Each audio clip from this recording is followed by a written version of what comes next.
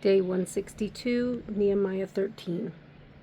On that day, the book of Moses was read aloud in the hearing of the people, and there it was found written that no Ammonite or Moabite should ever be admitted into the assembly of God, because they had not met the Israelites with food and water, but had hired Balaam to call a curse down on them.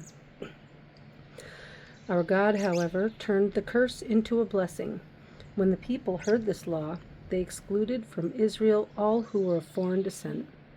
Before this, Elishib the priest had been put in charge of the staterooms of the house of our God. He was closely associated with Tobiah, and he had provided him with a large room formerly used to store the grain offerings and incense and temple articles, and also the tithes of grain, new wine, and oil prescribed for the Levites, singers, and gatekeepers, as well as the contributions for the priests.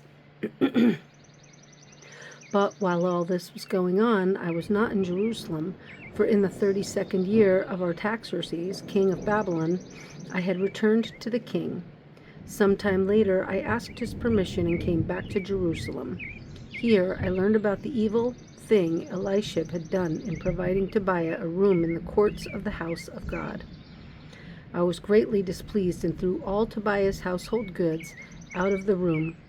I gave orders to purify the rooms, and then I put back into them the equipment of the house of God, with the grain offerings and the incense. I also learned that the portions assigned to the Levites had not been given to them, and that all the Levites and singers responsible for the service had gone back to their own fields. So I rebuked the officials and asked them, "Why is the house of God neglected?" Then I called them together and stationed them at their posts. All Judah brought the tithes of grain, new wine, and oil into the storerooms. I put Shelemiah the priest, Zadok the scribe, and a Levite named Pedaiah in charge of the storerooms, and made Hanan son of Zakur, the son of Mattaniah, their assistant. Because these men were considered trustworthy, they were made responsible for distributing the supplies to their brothers. Remember me for this, O my God, and do not blot out what I have so faithfully done for the house of my God and its services. In those days I saw men in Judah treading wine presses on the Sabbath and bringing in grain and loading it on donkeys, together with wine, grapes, figs, and all other kinds of loads. And they were bringing all this into Jerusalem on the Sabbath. Therefore I warned them against selling food on that day. Men from Tyre who lived in Jerusalem were bringing in fish of all kinds and all kinds of merchandise, and selling them in Jerusalem on the Sabbath to the people of Judah. I rebuked the nobles of Judah and said to them, "What is this wicked thing you're doing, desecrating the Sabbath day? Didn't your forefathers do the same things, so that our God brought all this calamity upon us and upon this city?